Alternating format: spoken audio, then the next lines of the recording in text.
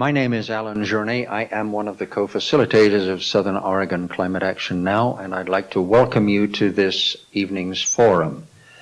I'd like to welcome you particularly on behalf of the team that has been organizing these candidate forums, Gary Clarida, Alan Hallmark, Christine Haney, Estelle Bola, and myself. I'd like to thank the volunteers who are working with us this evening to make this program effective. I'd also particularly like to thank Mick Mulhall and Wanda Borland, who are responsible for the video. There will be a video of this evening's program available on the SOCAN website in a few days.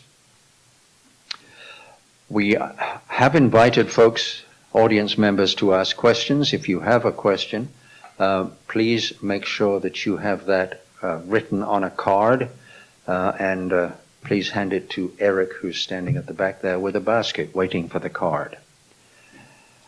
Just to clarify one important point, as a 501c3 tax-exempt organization, Southern Oregon Climate Action Now cannot endorse candidates.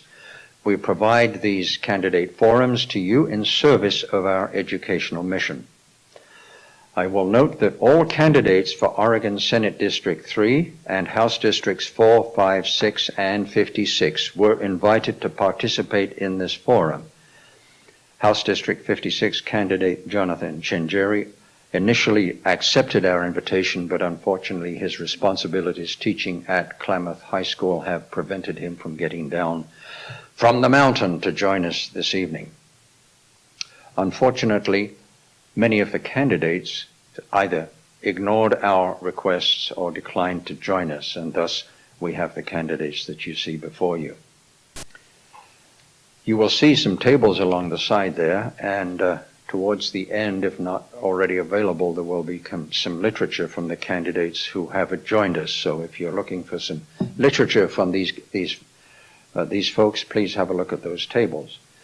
After the forum itself, we will have a 30-minute period during which the candidates have agreed to stay with us and speak more informally with constituents and potential voters. So we will start that pretty promptly at around 8:30.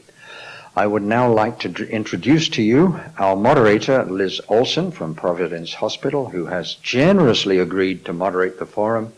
Liz will introduce to you the candidates and the rules for the game this evening.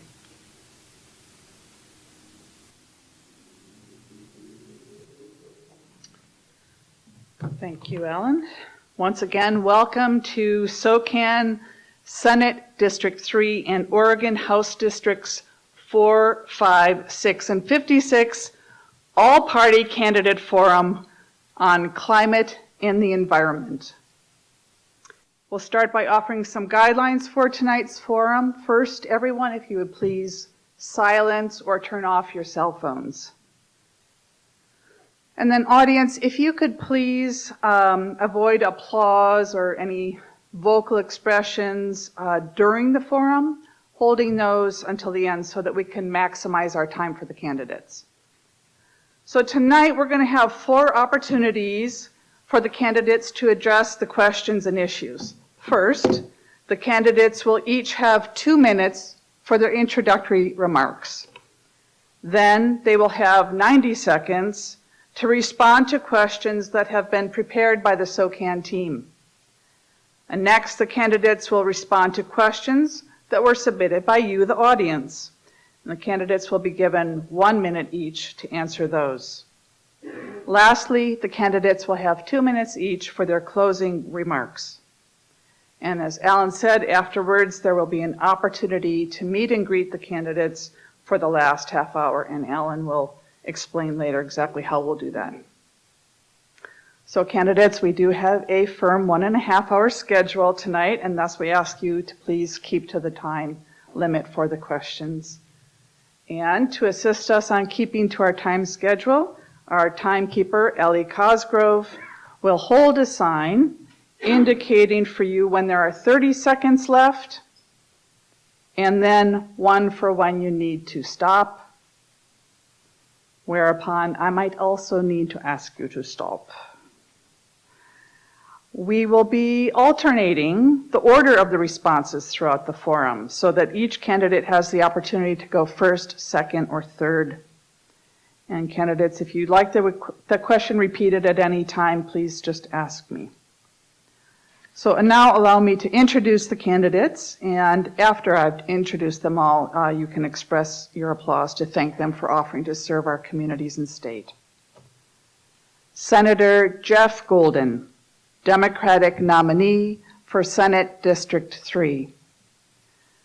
Representative Pam Marsh, Democratic nominee for House District 5. And Mr. Dan Davis, Democratic nominee for House District 6.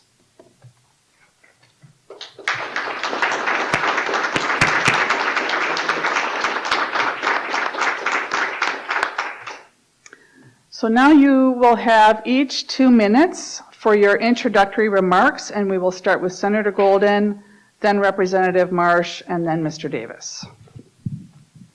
Thank you, Liz, and thank you, Alan and Kathy, for organizing this again. It is so important to keep this issue, climate and all its related challenges, on the front burner everywhere we can, and this forum is one way to do that. You know, there is plenty of room for two at this table, and I wish there were a second candidate here. There's a pattern that's I find disturbing. I think it's a national pattern of candidates deciding not to participate in forums, and that's, I think, one of the defects of our democracy right now, which is you can get information about us through our ads and through the way we want to spin things, but in terms of straight out, transparent information that a lot of voters want to make up their minds, they're not given that opportunity in a comparative way, and that's really too bad. So, 4 years ago, I ran for Senate District 3, which covers basically all of Medford, Jackson County south to the state line. Was successful, and the reason, there were two things really that motivated me more than anything else. One was money in politics, and I won't diverge onto a whole tangent about that tonight, and the other was climate. And Representative Marsh and others had prepared a really amazing bill, a bit of legislation that basically emulated the California model for a market-based system of greenhouse gas, 30 seconds left, of carbon emissions reduction and funding for clean energy conversion. And we all know what happened with that. That was another place where Republicans didn't show up, and we weren't able to do that. That moved it to the stage of executive orders, which I think we're going to talk about tonight. And there's just so much. I don't need to talk about wildfire, which is our form of climate chaos and what it's doing to this valley and how challenging the future is going to be. We have no choice but to stay the course on greenhouse gas reduction every way we can, and there are ways to do it. Thanks for coming tonight. Thank you. So good evening. Thank you all for being here. I'm Pam Marsh. I'm the state representative currently for District 5. I'm going to take just a minute to explain the geography of these adjacent districts. So District 5, my district, includes the Green Springs, Ashland, Talent, Phoenix, a little corner of Medford, including the Manor and the area around South Medford, and then Jacksonville and most of the Applegate. If you live in the other part of Medford, you're going to be represented by my friend Dan Davis. If you live in either one of those districts, your state senator is our friend, Senator Jeff Golden. So in case that's helpful, there's your orientation. When I ran for the legislature for the first time in 2016, I talked about climate as my highest priority. I think if you've been living in a rural area as we are, and you have your eyes opened, you've seen the effect of climate change right in front of you. It's happened in the form of lower snowpack, of prolonged drought, of changes in habitat, of smoke events. And then in 2020, in that Alameda and Open Chain fires, which displaced thousands of people in our own communities. We know that climate change is here. It is destructive, and it is targeting our most vulnerable populations. So my work in Salem, and I hope we'll have a chance to talk about it, has focused in many parts on climate change. I sit as chair of the Energy and Natural Resources Committee. No, it's called Environment and Natural Resources Committee. We had a name change recently. I'm not clear to it. in which a major part of our work is really focused on climate change, including the passage in 2021 of the state's 100% clean electricity policy, which says it's on a pace toward 100% clean electricity by the year 2040. So we are doing important work, and let me tell you, it all depends on who's in those seats in the legislature. So I appreciate your being here. I appreciate you presenting yourself as a Vote for Climate. Good evening. Thanks for coming out tonight. At least we had nice weather, and it's not a stormy night, but it would be a nice thing if there were some Republicans here to speak their piece and maybe make it a little stormy. I want to thank Pam Marsh for advising me and getting me up to speed on a lot of things, and I have to say I resent you taking some of my voters away from me in southeast Medford. So again, I'm Dan Davis. I'm a veteran, entrepreneur, a business owner for 35 plus years, 13 years as a GE senior engineer and manager of international turbine services. So energy production, turbine power plants, and energy has been my career for almost 40 years. My younger brother always said to me, they, and we know who they are, may not want to believe in climate change, but climate change believes in them. Why am I running? Because I have daughters, family, friends I love and would protect with my life if need be. The challenges of running for office is nothing compared with a war or massive wildfire destruction which we experienced that wipes out everything. My opponent, as shown by her absence here and her votes in the House, apparently lacks concern in this huge challenge that we all face, and she will continue to oppose any positive progress on this front. I am endorsed by the Oregon League of Conservation Voters, and my opponent has a 5% rating with OLCV. I think there was one item she voted for. Thank you. Thank you. Somebody had to be above 0. Thank you. Thank you. And now we will have our first round of questions. These have been prepared by the SOCAN team and were shared with the candidates 2 weeks ago. I will remind all candidates to please limit your answers to 90 seconds for these first 7 prepared questions. Question number 1. This topic concerns the climate crisis. Over the years, many attempts have been made to pass meaningful climate policy in Oregon to address the urgent climate crisis. Finally, following Governor Brown's Executive Order 2004, state agencies have established a number of programs that, in combination with legislation passed over the last couple of years, will result in meaningful climate policy. Which of these proposals do you think is most critical, and what do you think the legislature should do to prevent policies from being thwarted should a governor be elected who rescinds that executive order? We'll start with Representative Marsh, then Mr. Davis, and then Senator Golden. Thank you. And looking back on the last few years, I think I'm going to give my vote for most effective piece of legislation or action to House Bill 2021, which was the 100% clean electricity bill. That bill in and of itself will affect about 25% of the emissions across the state. It affects only the largest utilities, the largest electric utilities, including PGE and PAC. But what it does do additionally is really sets us on a course toward electrification. If we know that 80% of our electricity is going to be clean by 2030, the natural gas companies can't argue with us that the current mix of electricity is so dirty that natural gas actually competes well with that electric mix. So when we know we have electricity lined up, we can start doing things like working toward electrification in single-family homes and looking toward the construction of new buildings and figuring out how we can be as energy efficient and pursue decarbonization policies in both existing and future buildings.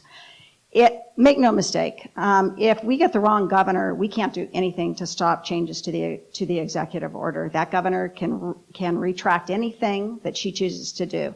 And while SOCAN can't be political, I can, and I'm going to tell you the only governor candidate, if you care about climate, that you can possibly consider voting for is Tina Kotek, because the other two individuals have committed to retract that governor's executive order, and there will be very little we can do about it.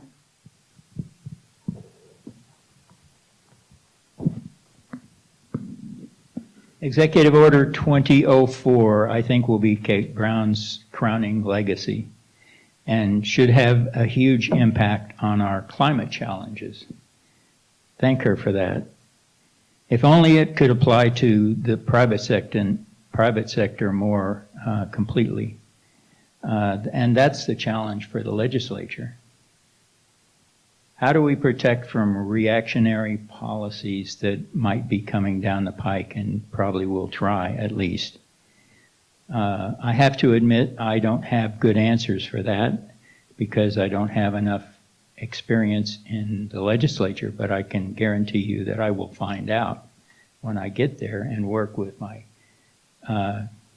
compatriots to find solutions for that.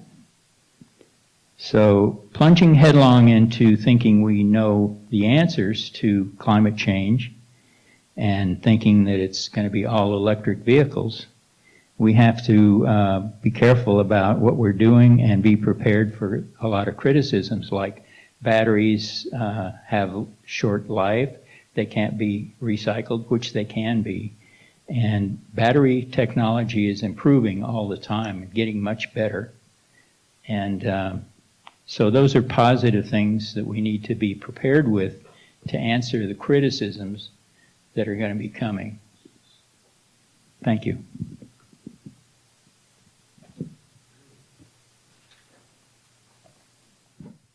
Just to be clear, of course, the set of executive orders were what Governor Brown did after 2 sessions of having the major legislation fail because of Republican walkouts. And it was the best that could be done at the time. And the good news is she could take action by her own. And the bad news is the next governor could take action on her own, if she's not Tina Kotek, to reverse them. And Rep. Marsh is right, there's very little that could be done about that. So fill in your ballots. There are 4 executive orders that stand out for me as the most important. All the agencies just about had to do some work on this. DEQ put forward 2 things that mattered in a big way: a climate protection program calling for 50% greenhouse gas reduction by 2035 and in transportation, and 90% by 2050. Clean fuels program was going to be the strongest in the nation. OSHA's heat and smoke prevention standards are the strongest in the nation for outdoor workers, and the Department of Energy's increase in appliance energy efficiency standards to meet the West Coast standards, which are the tautest in the nation. This is a workaround, executive orders, for reasons that we've said.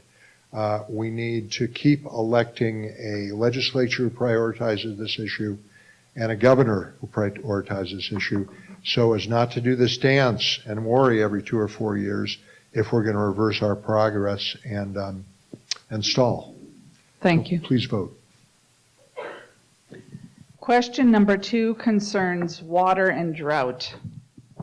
Probably the greatest threat facing Oregonians as a result of the climate crisis is ongoing reduction in water availability, promoting fire risk, and compromising agricultural and residential supplies. What steps should be taken to address this problem? We'll start with Mr. Davis, then Senator Golden, then Representative Marsh.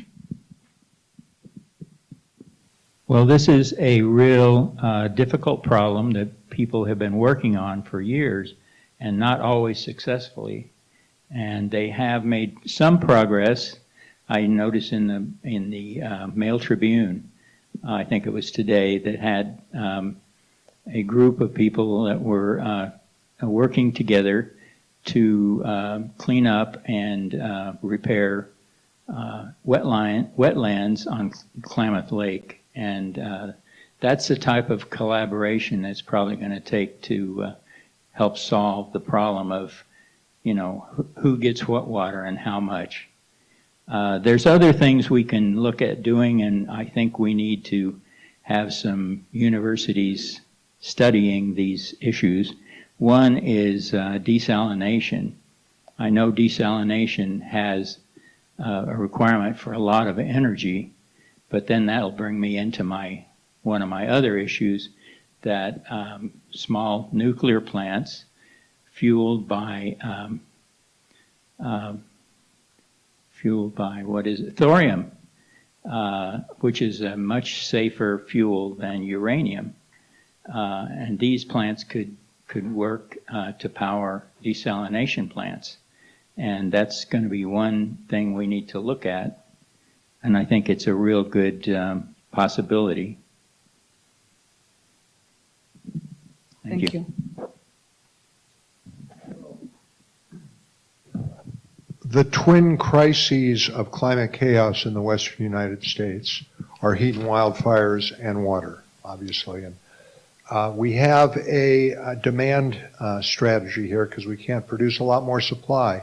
And you can divide that into agricultural and municipal water use. On the agricultural side, we invested about $100 million in water infrastructure in the last two sessions, a little more, I think. And that's going into a lot of irrigation district projects, including one to the north of this county. We do need to be piping more canals to recoup the evaporation and leakage involved there. And we need to be looking at our water rights, historic water rights system, and ask the question, should senior water rights holders who have so much and have that privilege be required to maximize efficiency of water use, which is not the case right now.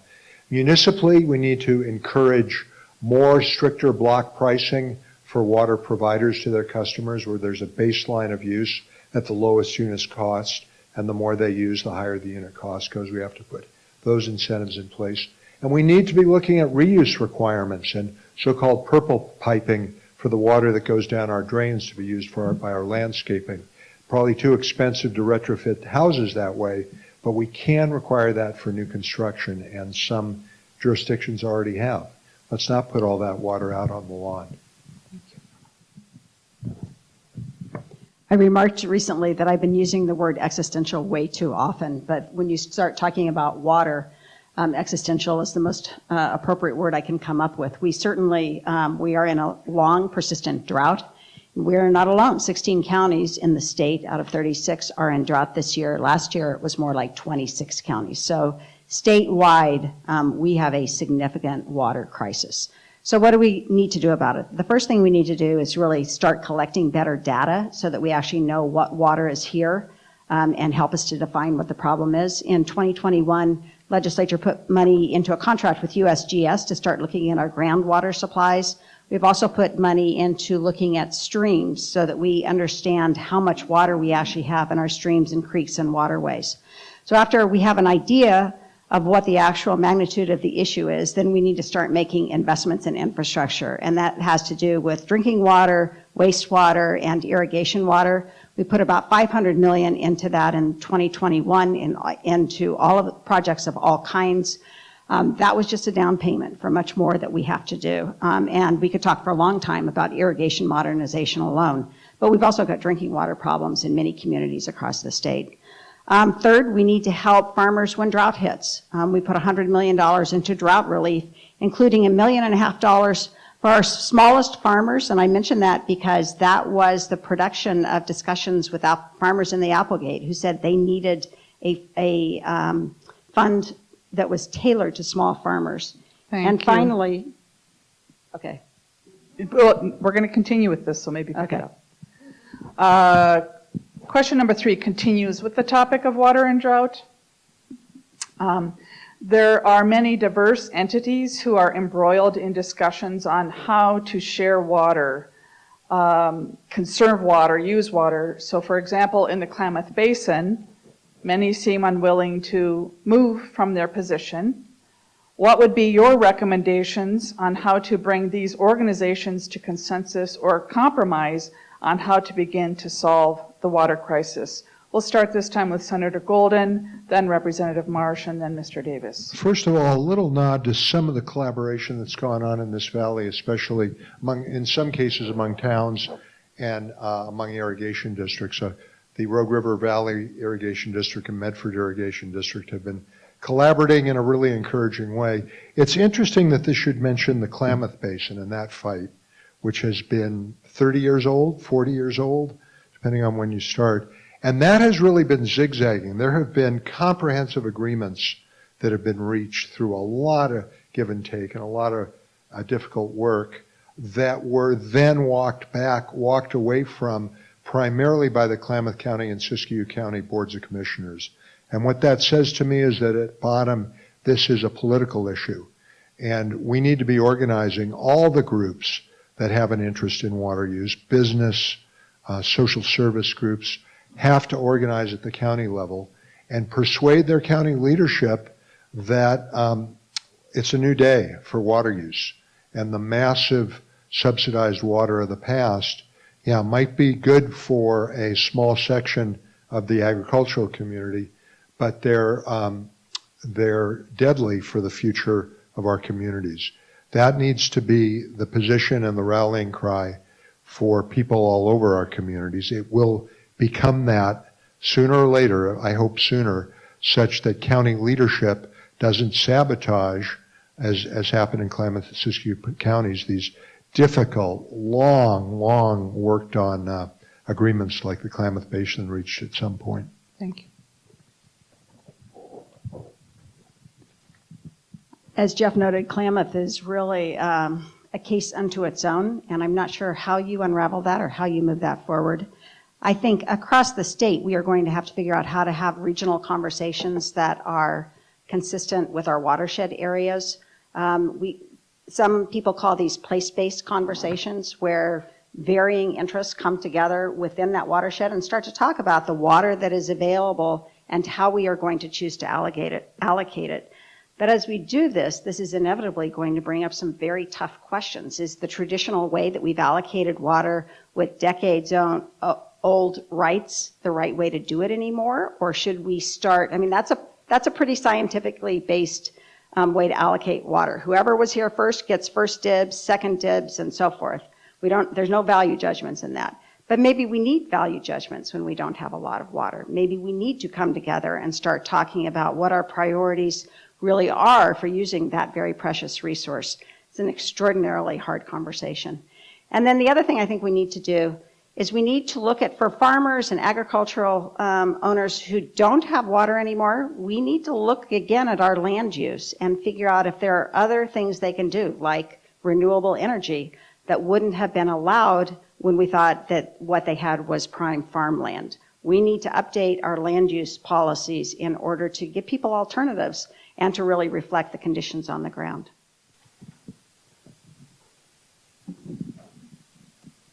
Well, I accidentally jumped into Klamath issues last time, and so I'd like to, if I can have permission, to talk a little bit more about water in general, which is what I wanted to talk about before. Besides desalination as a solution, and a very good solution that's being used around the world in desert countries and people who are lacking that resource, and it's something that could help Oregon a lot, especially the eastern part of the state. It's a sustenance of life, and we need to transport water when we need to, when we can, like we transport fuel now. We put the money and the resources into infrastructure to transport natural gas and to transport diesel fuel up and down the state. And what we need to do is look at putting some of that infrastructure into being able to carry water from places of surplus to places like what we have in Eastern Oregon, especially droughts. That's one of the things we can look at, and I think it's going to be that would be a real social problem probably from different areas not wanting to do anything like that. Thank But you. it needs to be looked at. Thank you. Thank you. Question 4 concerns transportation. What more should the Oregon legislature do to promote the transition in transportation from the internal combustion engine to alternative transportation modes? We'll start with Representative Marsh, then Mr. Davis, then Senator Golden. Thank you. Well, clearly we need to keep up those electric vehicle subsidies that we have here in the state. And we put money into that in the 2022 session. And we also pumped up the size of the subsidy for lower income purchasers because we want to make sure that we get those cars and the electric charging stations into the hands of our communities that haven't always had access to electric vehicles. So that's number one. Number two, we need to look at renewable diesel. You may or may not be familiar with renewable diesel, but it's a product that is interchangeable with regular diesel. I think it has tremendous possibilities for carrying our freight community along until electric vehicles are really available for mid-size and large-size trucks. Recology, if you live in Ashland or Talent, you get trash service from Recology. Recology uses all renewable diesel. We actually have renewable diesel available in our community, and it can, depending on the mix, reduce emissions by 60 to 90%. It's a huge, big, important thing. Third, we need to really work on the charging infrastructure for both trucks, when we do get those electric trucks, and for electric vehicles, both up and down the I-5 corridor, but also out to Eastern Oregon.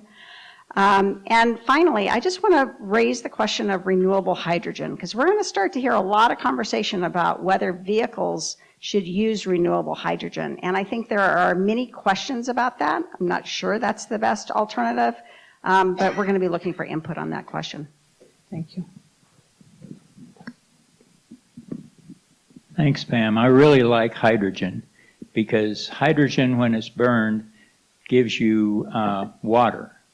Hydrogen plus oxygen is H2O, and I think it's a real good future fuel. And sometimes you have to use it in different ways, internal combustion engines, and you can use them to produce electricity for an electric vehicle. Instead of having a battery, you use a fuel cell to drive those electric motors. One thing I want to mention is that you have a really good transit agency here, and I'm on the board, vice chair. This agency has gone every step of the way. They've gone from diesel fuel, which is the worst, into compressed natural gas. And recently we've started buying renewable natural gas, which is landfill gas and gas from sewer treatment plants. And we're about 50% on that now. We're looking at very soon buying some electric buses, and we're also looking at hydrogen buses with fuel cells. Thank you. Thanks. I'll start by saying me too on those two presentations, especially the enterprise going on at RVTD and the difference they're making and their breadth of service. That good work on that, Dan, you and your team, and what Rep. Marsh had to say about the build out of electric vehicles, because that's happening. We already know all the car makers are going as fast as they can to EVs. We can't afford a bottleneck here in the form of inadequate infrastructure and charging, so we have to stay on that. And I'll just add, we need to have ODOT leaning in as much as they can to push the envelope on the constitutional constraint on gas taxes, fuel taxes, and registration taxes for basically vehicle traffic only. There are ways to get them to move more to pedestrian and non-motorized modes when they do a project. We have to insist that they go the limit on that. And the other piece, of course, is land use. And we are properly hearing in our homeless challenge, one of the ideas has to do with opening up more land for development. This goes back to Marsh's comment about revisiting our whole land use plan. If we do that, we have to do it in a way that minimizes passenger vehicle miles and that could be things like hamlets 5 or 6 miles out of town that have very strong public transit. So we're really going to have to keep an eye on land use as the pressure grows because of housing and the need to increase housing to expand urban growth boundaries. Question number 5, clean energy and conservation. If our nation is to contribute our share to addressing the global climate crisis, we will need to reduce our use of fossil fuels. What legislative proposals would you offer or support to assist this transition? And the order will be, we'll start with Mr. Davis, then Senator Golden, and then Representative Marsh. Well, the most obvious low-hanging fruit is solar and rooftop solar, which we will have on our house by the end of this year. It's already been ordered and scheduled. We sized our solar at about 140% of what we use, and so that the excess will be sold back to the utility.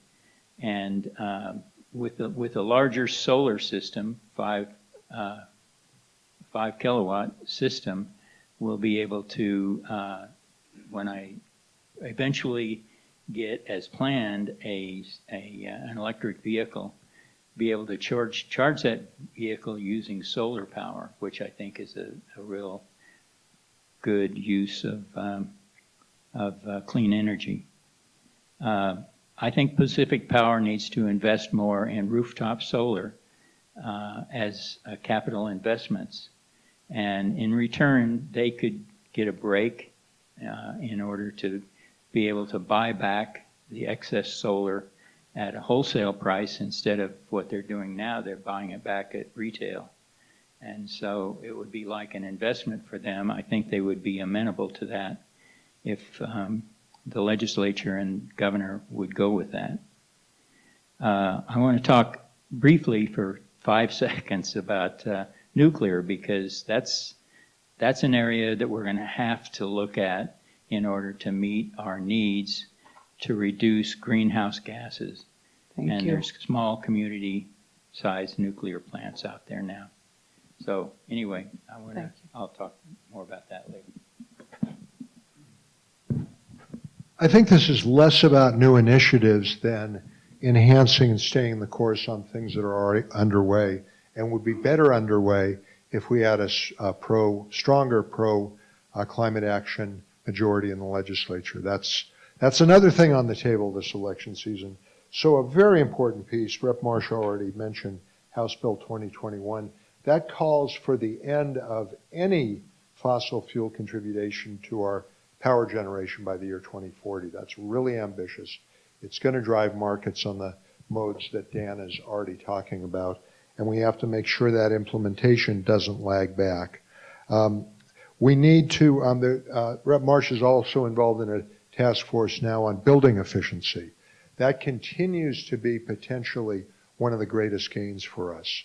Weatherizing and making sure that new construction is state-of-the-art in terms of energy efficiency. Some say conservation is the greatest alternative energy resource, and that may be true.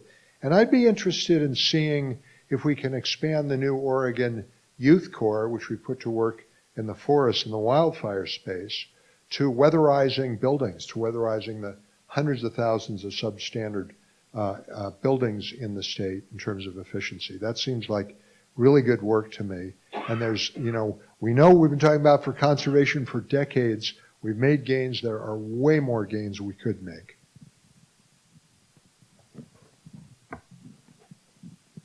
I think my comments are going to sound a lot like Jeff's because he hit all the highlights that I'm also thinking about.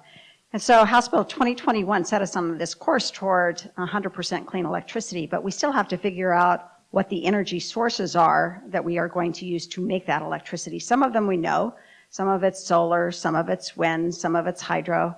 But some of it is going to be technologies that are not yet in play or that we can't even identify as of today. So I think in the next legislative session, you're going to see a lot of talk and maybe some legislative proposals around specific kinds of energy and what the state can do to get action going in those areas. For example, offshore wind. We did a study of offshore wind. We know there's tremendous potential there. There may be some conflict with the fishing industry that we need to work out. But we really want to support the development of that technology. Another potential conversation piece is certainly renewable hydrogen, because we know that the feds are putting a lot of money in the IRA into renewable hydrogen, so we're going to want to look at that. A number of technologies, I think, will come up for discussion. We'll also be looking at recommendations from the Rebuilding Task Force, which is looking at existing and future buildings and trying to adopt strategies that we can use to reduce energy consumption and to decarbonize those buildings, because we know buildings are about 40% of our energy mix after you take away the emissions that go into electricity. Thank you. Now we will go on to question 6, which concerns forests and wildfire. Senate Bill 762 is a comprehensive plan to mitigate and manage forest lands to ensure healthy forests and control fire. It is acknowledged that it needs some additional work, particularly around the fire risk maps, work that is already happening. What are your recommendations to increase public support for action and strengthen Senate Bill 762? We'll start with Senator Golden, then Representative Marsh, and then Mr. Davis. I think I have a vague memory of what Senate says. Yeah, this has become the major issue in my race, and I'm a little annoyed with the cynicism of a party that screams about the horrors of a bill that the majority of them voted for at the time. But we do have a problem with one section of the bill. There is so much good work going around that bill, which we don't have time to list right now. But the rollout and strategy and public communication around the risk maps was really botched. There's just no other way to say it. And it has created a challenge in public credibility and public acceptance. My meeting before this was with 250 people in Jacksonville who are not very happy. So my interest is what seems to work, what seems to change people's thinking about this, is when they get professional visits to their property to take a look at what is actually required, what may be required in some areas, which is so much less severe than all the rumors of the bulldozers creating moonscapes around people's homes. We can do this, and already Ashland, Jacksonville, and other places have Firewise communities of neighbors helping each other do this. So I want to move in a direction of scaling out those visits, those neighborhood groups who can really, really fire hard in their areas. And then we're working with insurance companies to see what kind of incentive can be offered to those who do the necessary work. I think that's the key to making this part of 762 work. I think I want to use the first part of my answer here to just acknowledge the tremendous leadership we've had on this subject and on this bill from Senator Golden. We are so blessed to have had him at the helm, putting this legislation together, and then figuring out how to really communicate the tremendous value in Senate Bill 762. So let's all thank him for that. I think the bill, the areas in which we can supplement the bill in the next round are putting money into home hardening and to defensible space, so that people understand that if they're in a high risk or extreme risk area, that's because we want to be able to direct the right resources to them to help them cope with that. We want people to be as safe as possible. And then I think the other big addition that we need to make is, frankly, just to put more money into all the good programs that are in that bill. We allocated $200 million. It went to suppression activities. It went to work within ODF, it went to the state fire marshal's office, it went to good forest work. We need to make sure that all of those programs have adequate ongoing funding so that we can keep this program going and make Oregonians as safe as possible.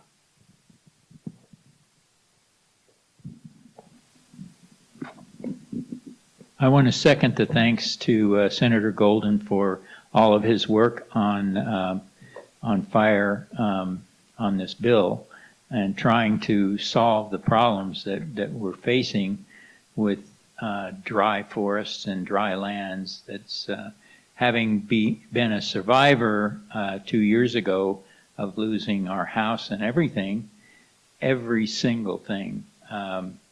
So I really appreciate what Rep. Marsh has worked on to help with recovery as well.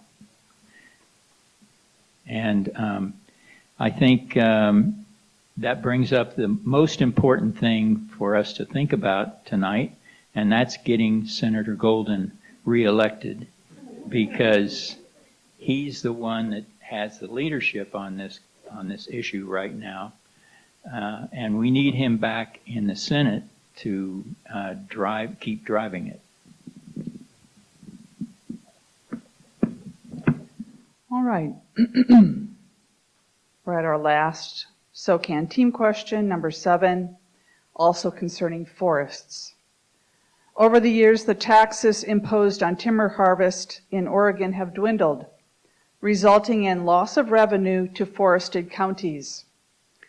Please identify and explain your position on the notion of restoring taxation for harvesting trees to a level previously experienced in Oregon and equivalent to that imposed in neighboring states.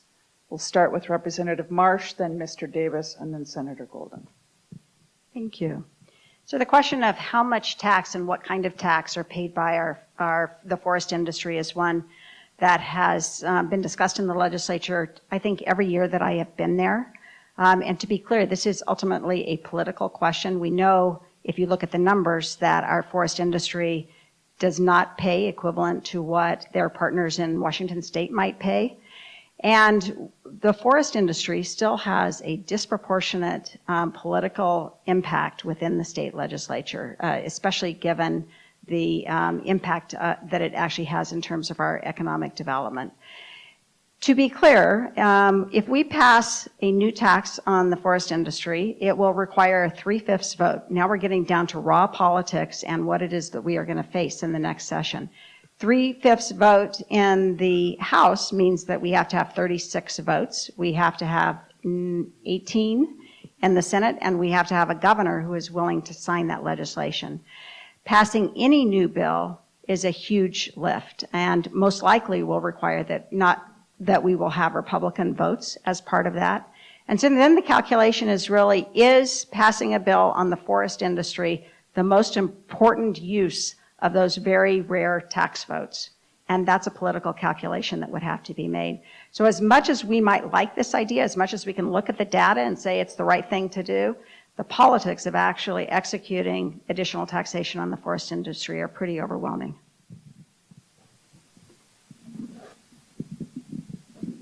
I have to admit quite a bit of ignorance on this topic, but I think what Rep. Marsh has just indicated makes a lot of sense to try to tax the wood industries, the lumber industries, and the forest industries would be a huge lift. And I don't think I think we have other fights we need to carry on with.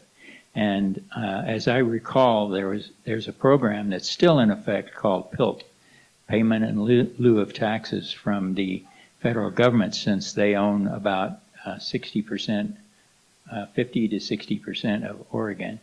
And that always seemed like a fair thing. Even when I lived in New York, it seemed, why are these counties out in the West getting all this money? It didn't seem right until somebody explained it to me that these lands are not taxed. And this program, this PILT program, is making up for that and keeping the counties whole.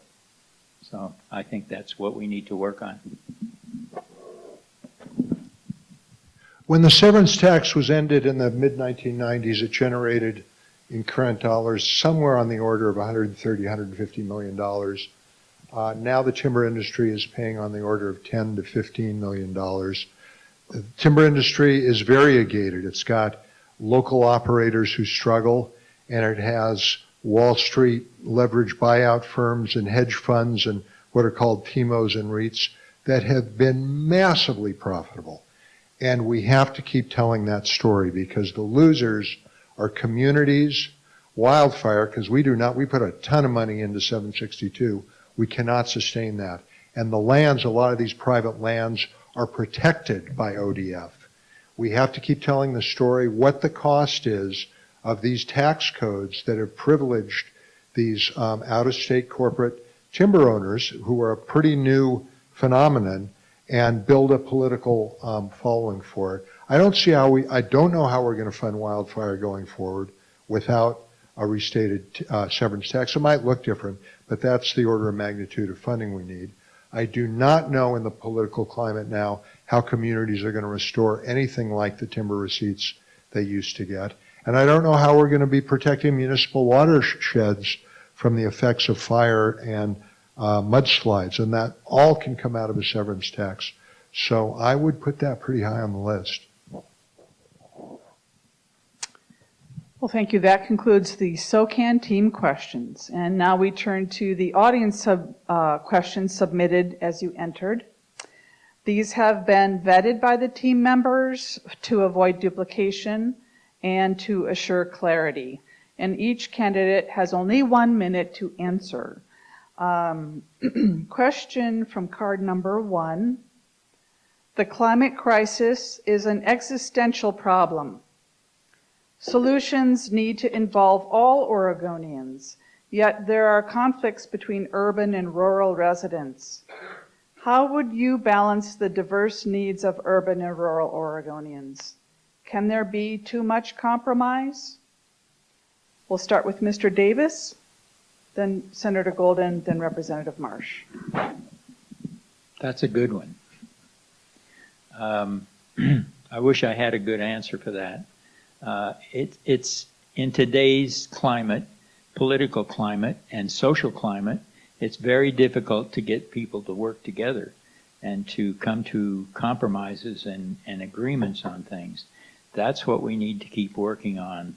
And I think Democrats are in the best position to do that because we've always been willing to work with the other side and to try to come to an equitable agreement on issues.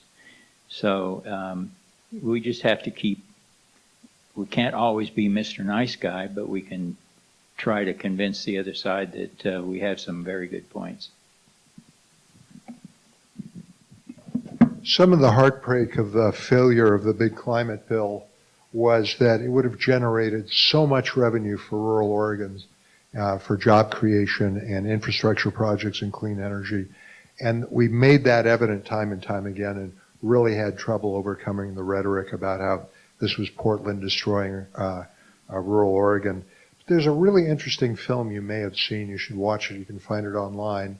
That was produced by folks out of here who were involved in the Jordan Cove pipeline victory and other things, called The Other Side of the Hill. And it interviews rural leaders on the east side, very trusted multi-generational people who are out there converting to clean energy and building jobs and building enterprises. So a lot of this is about the messenger. I think the rural-urban split can be exaggerated. It's a real deal, but there are so many people who don't fit into that box, especially in rural Oregon, and we need to do everything we can to promote their work because they're the right messengers.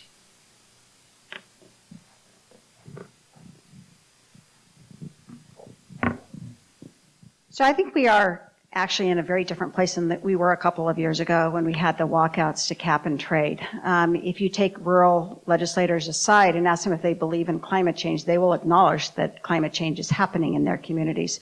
But what we have to do as we approach legislation is to get smarter, and we are getting smarter about how we talk about it.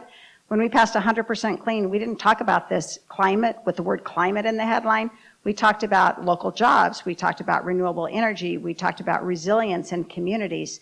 And that message is being heard. I just came down today from Pendleton, where I was yesterday, at a convention convened by Sustainable Northwest around renewable energy development. And you had people there from Hood River, from Pendleton, from Eastern Oregon, all talking about these projects and how they will contribute to their community, and really pushing myself and the other legislator who was there to be aggressive in our legislation to allow and support those projects. So I think we are getting there as people see the concrete assets that these projects bring.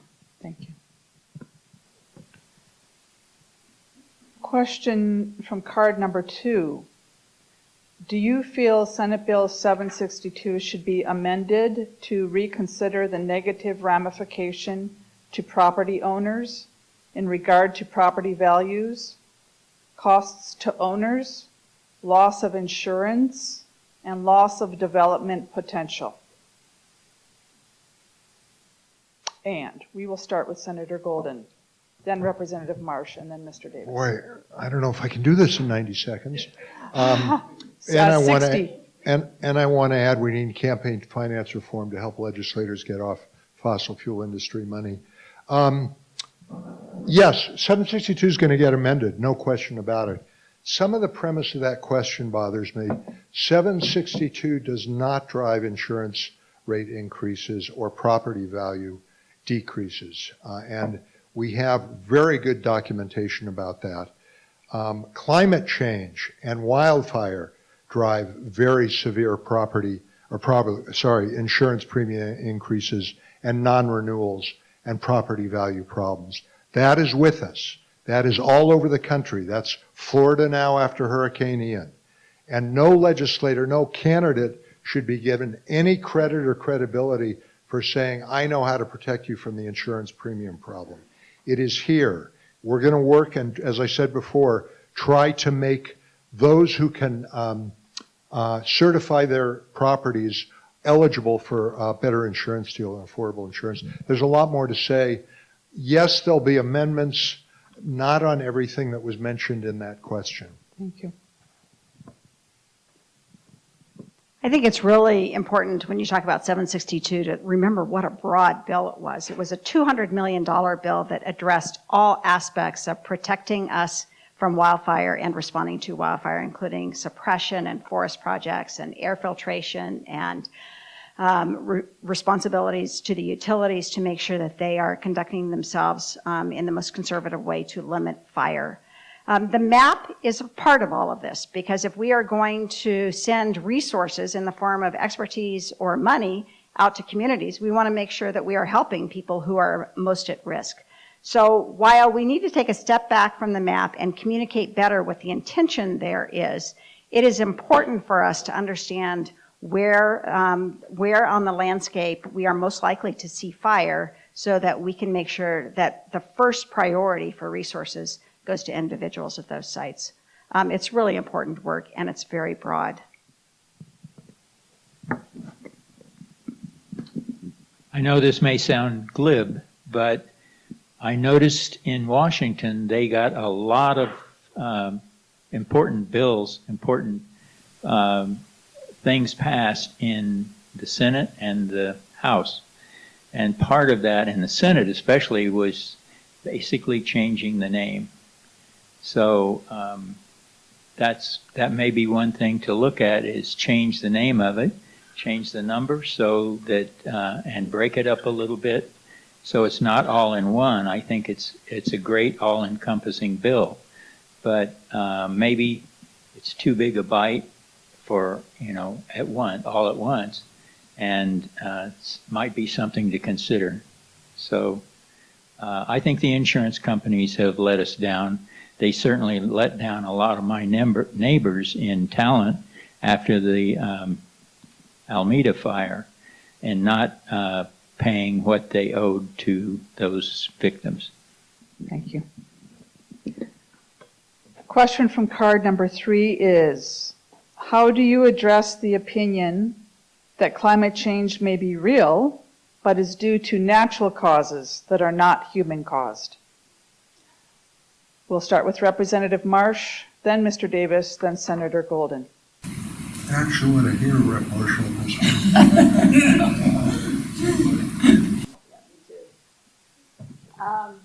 one. I find that there are increasingly few climate deniers out there. There are people who don't want to talk about it. There are people who will find it hopeless to think that we can do anything. There are people who will discourage us from even thinking that we can do anything. But we are seeing summers now that are so hot, so prolonged, that people are dying. Last summer, the summer of 2021, more than 100 Oregonians across the state died when we had this tremendous heat wave. So the fact that we have climate change happening, that it is destructive, that it is affecting communities in very direct ways, is a very difficult thing to deny at this point. In terms of people who don't want to take action, I think the rest of us just forge on because we understand that this is an existential crisis in front of us. And we have to take action to both mitigate climate and to help people adapt as circumstances on the ground continue to change.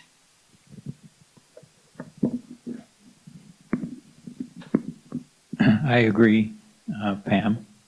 And you're never going to get everybody on board agreeing that there is climate change, human-caused climate change. But we need to try to find people we can persuade with facts. And as you indicated, some people are just never going to change. They're stuck in their ideas, and it's so important. It's more important to them to keep with their positions than to look at facts that might have to change, make them have to change their ideas. So I agree with Pam. I like to think of myself as relatively open-minded and interested in other opinions and willing to learn from other opinions. And, that's why I went into talk radio for years, and all that was fun. And I don't know everything, and I learned things. This subject's different. Debate over on whether climate change is happening or whether human beings are a major cause of it. If we sustain that, I still get some websites and criticism about how come you won't meet with me and let me prove to you that human beings aren't a factor here. Because we have deferred and delayed action just about our whole adult lives now. And we can't anymore. We have to, I'm not interested in this conversation anymore. I'll work with people, I'll try to compromise on means to the end, but we have to insist on this end. This is a place we can't budge. All right, question from card number 4. What do you think the legislature should do if Oregonians elect a governor who repeals Executive Order 2004? And we will start with Mr. Davis, then Senator Golden, and then Representative Marsh. Well, I would like to pass, but I'm going to try. So I think it's going to be something that the legislature is going to have to be deeply involved with, and I don't think we're going to talk about impeachment, most likely. But so that means we have to work on that and see what we can do. And I have to follow, because I am not an experienced legislator. I'm a businessman and business owner, and I have to follow the guidance of those who have more experience and knowledge in this field.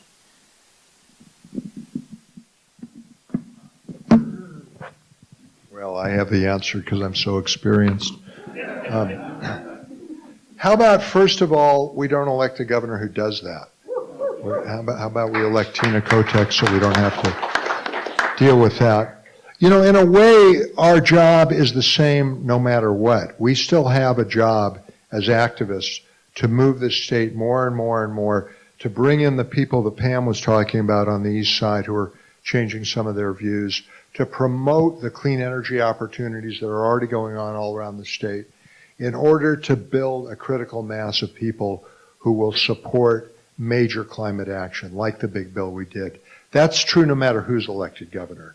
We just are sort of pushed in a more dire corner if those executive orders are rescinded.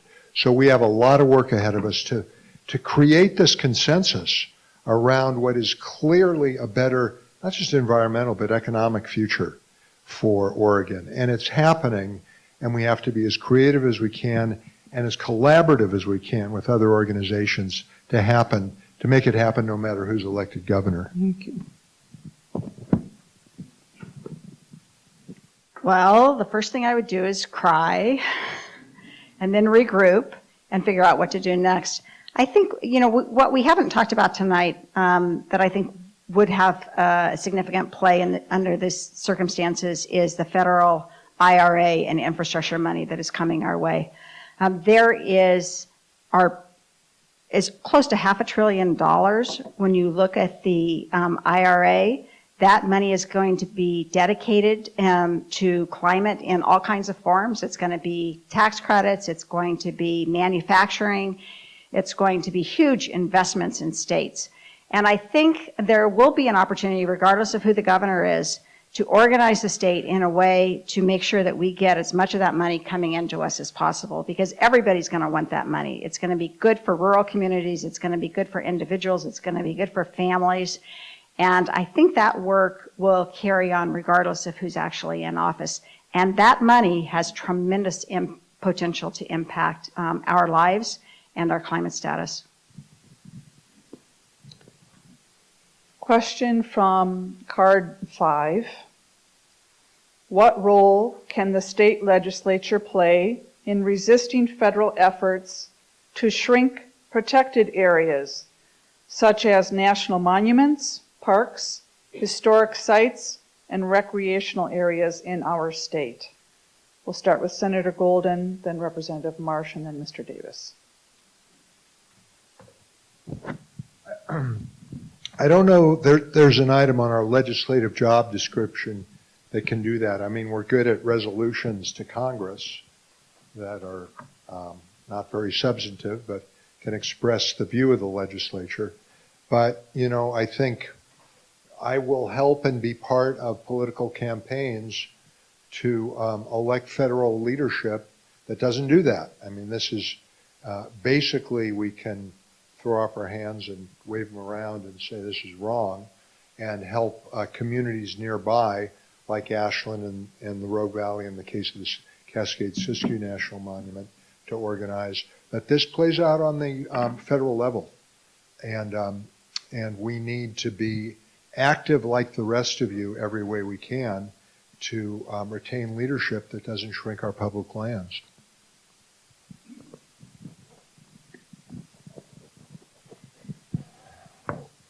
One of my really happy days was way back in 1999 when the outgoing president established the Cascade-Siskiyou National Monument. Do you remember that? And then a second happy day was right before Obama left office when he expanded the Cascade-Siskiyou National Monument. And one of my really unhappy days was when Ryan Zinke, you remember him? He was head of Department of Interior under Trump, came to town to talk about disbanding the expansion of the monument, and many of you may have been out in protests when he arrived at the Medford Airport area. We have to stand up, and to some extent, I think state legislators have an ability to push back on federal actions that we don't like, but if those are federal actions, our power is very limited. And then we just have to make sure that we are really electing the people that we want at that federal level to make sure that there's not even a discussion of culling back our federal and public lands.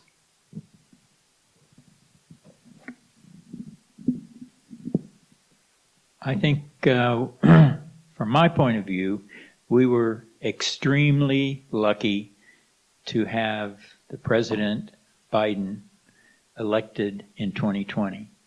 And I don't see much of this retraction going on, and maybe I'm missing something.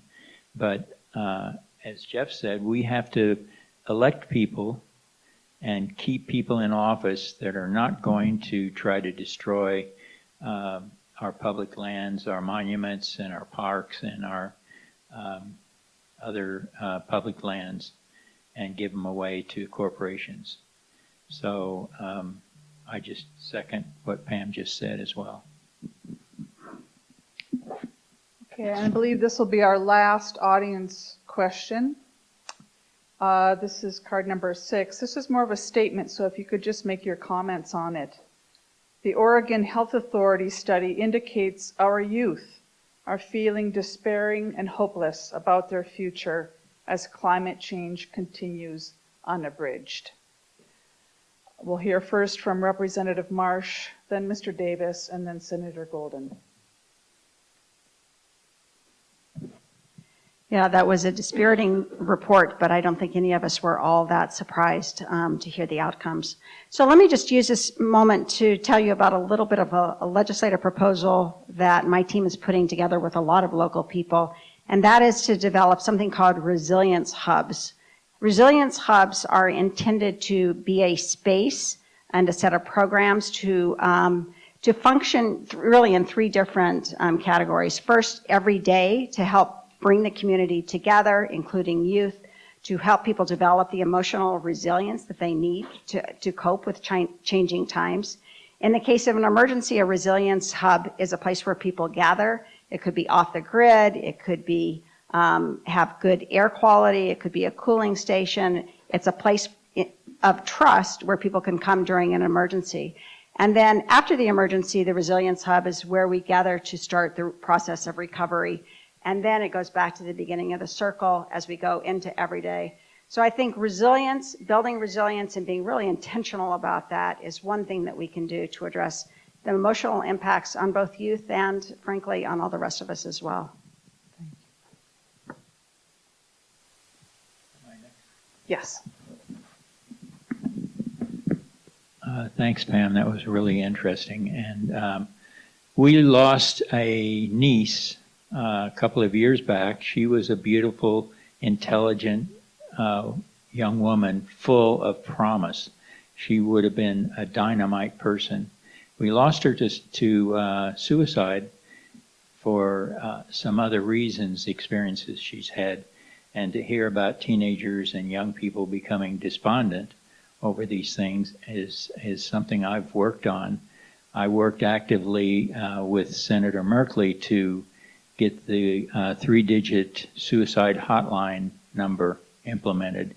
And we also got a Press 7 to connect veterans when they call the VA, Press 7 to get connected with the Veterans Crisis Line. And I think the most important thing is making sure that we support those crisis lines and they have adequate funding because talking when you're in a crisis is one of the most important things, and realize you're not the only one in the world. Thank you.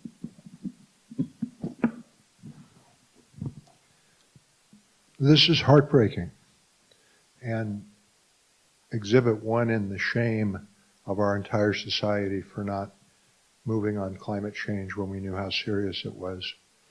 A couple things come to mind, which is I'm proud that we, in the last 4 years, have put so much money into mental health services in the schools. That's generic, but we are helping a lot more young people than we did before. The other thing that comes to mind is the need to do everything we can to support young climate activists, and there are a lot of them out there. So that would be, Rogue Climate here for the most part, but even younger groups. You might have heard of Our Children's Trust and the lawsuit that they put forward. There are high school groups. If you can, please support them financially and any other way you can figure out. We need to tell them, we need to show them that they are so vital to a future that can work. And I think just that themselves, just that reinforcement, can have some impact on the kind of despondency we're talking about. Thank you. Well, now it is time for the candidates' closing remarks. And each candidate will have 2 minutes. We'll start with Mr. Davis, then Senator Golden, and then Representative Marsh. Well, you can go to my website, Dan Davis for Medford.com, and see a lot of the things that I find really critical and extremely important for me that we don't have time to talk about here tonight. But one of the things I want to emphasize I didn't get a chance to is when I mentioned nuclear power, I didn't see any shivers and I didn't see any people hiding their eyes. But the old technology for nuclear power plants is very problematic, dangerous, and not acceptable anymore. We should not be building any large nuclear power plants. There's a lot of technologies to make nuclear power plants much safer, and small ones that are community size that can be made mobile, so they can be moved around if necessary, say from White City to Eugene or Springfield or Portland. And the important thing is using a fuel called thorium. Thorium is on the periodic table, right, 2 over from uranium. And it's much less problematic. It's easier to mine. It's much less radioactive. And the resultant waste does not produce I'm losing it. What's the nuclear component of hydrogen bombs? The toxic, poisonous one. Plutonium, thank you. It does not produce plutonium, so it's a much safer, Thank you. much safer fuel. Thank you, Mr. So Davis. you can look it up on YouTube, and there's books on. Thank you. Okay, thanks. Well, 2 things in 2 minutes. One, straight up campaigning. I am locked in a probably close, very serious race to win the seat. It could potentially determine party control of the Senate. We are up against enormous financial resources, way more than has ever come into this district before.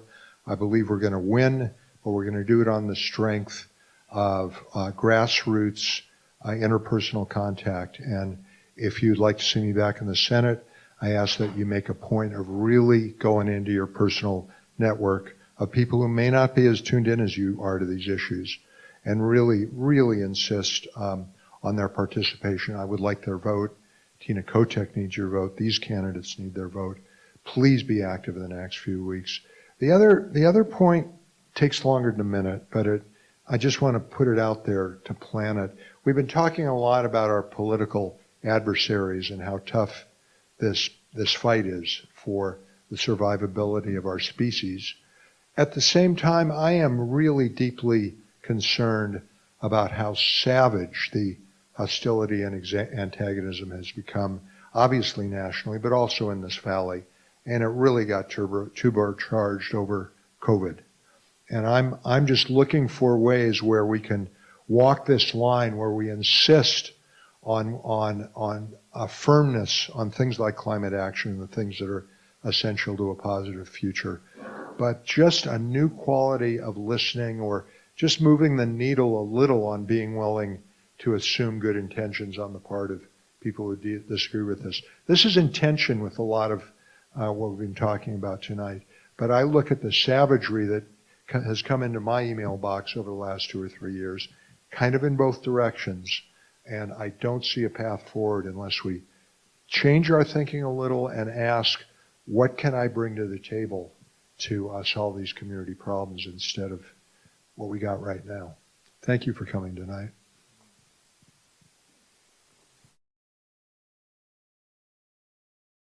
And I want to start with just doing a shout out again to SOCAN and to all of you for showing up tonight. This question of climate is a hard thing to face, because when you actually sit down and look at the situation that's facing us, it's dire, it's scary. And it is going to require all of us coming together, supporting each other, and building our own resiliency to enable us to then have the energy and the focus to be able to take action on that front. And really, that's what SOCAN has been doing for all of these, is it 10 years now? Is that what we just celebrated? For all of these 10 years of SOCAN's history. Yes. So thank you, Alan. Thank you, Kathy. Thank you to the whole team who worked hard to bring us together again, yet once again tonight. We are going to keep working on climate issues in the legislature. That will continue to be my top issue, along with wildfire recovery, which is another version of climate work, because certainly our wildfire was a result of a climate gone wild. We are going to need your support in doing that. The reason that we can do that work at the state level is because we know you have our backs. Not everybody is on that climate train, but we know that we have this tremendous base of educated, vocal, and passionate people here in the Rogue Valley who will support anything that the three of us do up in Salem when we come down to talk to you about it. So thank you for always being there for us. Thank you for supporting us.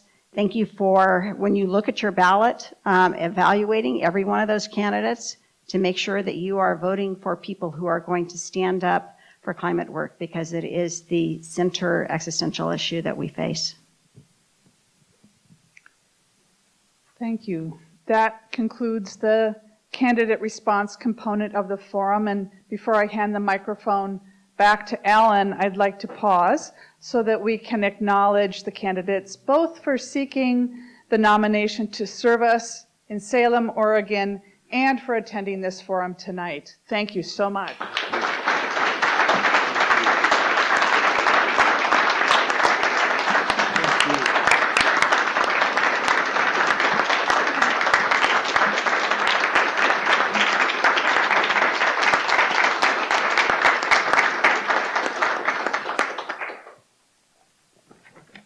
First off, I have to ask you to express your appreciation to Liz for doing a fine job of moderating the vote.